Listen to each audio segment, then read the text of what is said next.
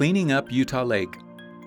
This video takes a look at the site-specific nutrient standards being developed for Utah Lake by the Utah Division of Water Quality, UDWQ. This process is being called the Utah Lake Water Quality Study, or ULWQS, and has a price tag of $5 million.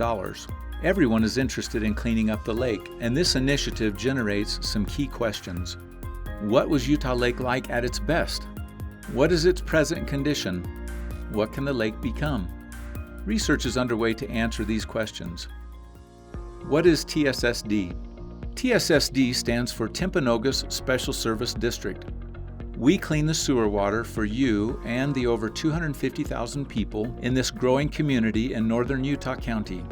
We remove better than 98% of the primary pollutants and process about 1 pound per day of biosolids for each person, which is over 250,000 pounds every day.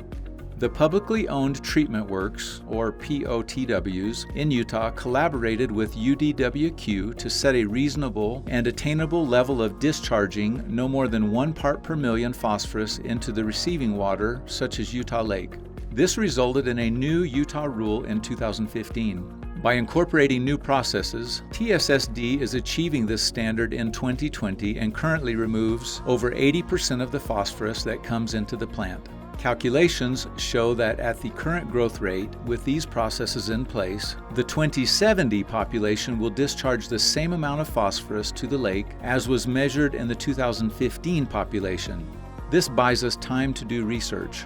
Now, UDWQ is collaborating with the Utah Lake Commission to set even lower site-specific nutrient standards for Utah Lake.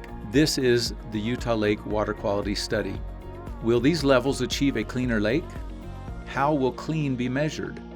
How clean is clean enough, and can it be achieved? Cyanobacteria blooms in Utah Lake are getting worse. Safety warnings have been issued and the lake shut down multiple times in recent years because of harmful algal blooms. What is causing these blooms? One thought is that they are caused by high amounts of nutrients in the lake and that lowering nutrient levels, particularly phosphorus, will solve the problem. Will lowering nutrient levels decrease cyanobacteria? In 1934, Alfred Redfield published a paper about his data and analysis of marine biomass, which he collected during several voyages to oceans around the world.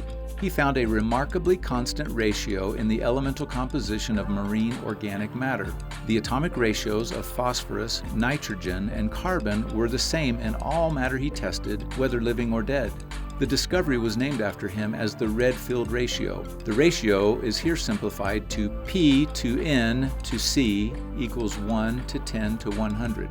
Since nitrogen and phosphorus are considered the most limiting to plant life, it is thought that limiting one of the elements in water bodies, such as phosphorus, will reduce or eliminate the growth of phytoplankton, which is all the green stuff in Utah Lake. To put this thinking into perspective, let's look at how plants grow. Plants need water, light, air, room to grow, soil, and nutrients.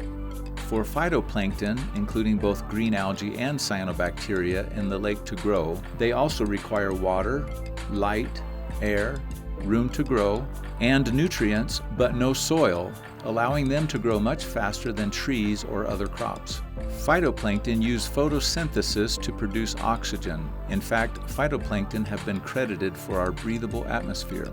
Cyanobacteria, a type of phytoplankton, come in all different sizes and some produce toxins. The cell size and toxins of each species vary too much for cell counts to be a reliable measurement. Chlorophyll density is a good indicator to measure the amount of phytoplankton growth because you can't tell the difference between harmless green algae and toxic cyanobacteria by looking at them. They are both green in Utah Lake.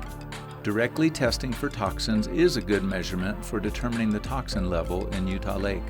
The excessive nutrients in Utah Lake come from many sources including lake sediment, stormwater runoff, air deposition, and sewer plant discharged water. Phytoplankton are indifferent about the source of their nutrients.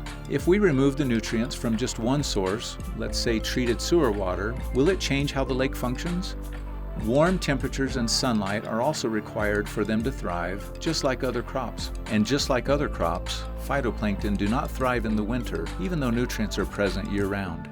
Additionally, cyanobacteria have high adaptability in overcoming a short supply of particular nutrients, which gives it a competitive advantage over its non-harmful algae competitor.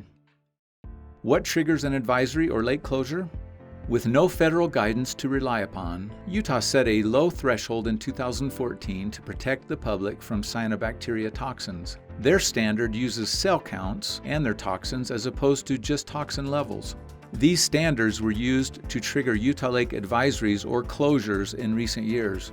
In 2019, the EPA came out with guidelines for recreational water based on the most current scientific information. Their latest recommendation, in effect, doubled the Utah trigger threshold for toxins, resulting in reduced warnings on Utah Lake in 2020. Although they are currently being used by Utah as the standard, cyanobacteria cell counts are not listed by the EPA as having a negative correlation with human health. This is due to inconclusive evidence. From the EPA guidance, quote, "At this time, available data are insufficient to develop quantitative recreational values for total cyanobacterial cell density related to inflammatory health endpoints." End of quote. Using toxin levels for triggering health advisories and closures, as recommended by the EPA, is a more research-based scientific approach. If we apply this standard and use water column samples, Utah Lake should never be closed. Cost versus benefit. We clean your sewer water to better than required standards. The question is, how much more clean do you want the sewer water? Each increment in treatment costs exponentially more money. Since treated water is only one of multiple sources of nutrients, will further upgrades to treated water benefit Utah Lake? How will these benefits be measured? This table shows the cost of upgrades to the plant. Here are possible actions. Construct a filter building to remove more carbon. This would cost $40 million. The benefit to Utah Lake is unknown. Add chemicals to remove more phosphorus. This option would cost $10 million per year, and the benefit to Utah Lake is unknown. Add nitrogen removing systems at a cost of $140 million. The benefit to Utah Lake, unknown. Add reverse osmosis systems to remove soluble solids. This would cost $1 billion, and the benefit to Utah Lake is unknown. In summary, phosphorus coming from your clean sewer water has been reduced by 80%. This buys us time to do research. Don't use cell counts. Use chlorophyll density and toxin levels to measure how clean is clean. Utah Lake Commission has a critical role in giving guidance for the research, which will be used by UDWQ to determine future standards. TSSD will design and construct the system upgrades needed to comply to any new standards. And finally, major investments should not be made until all the above questions can be answered, especially how lower nutrient standards achieve a cleaner Utah Lake.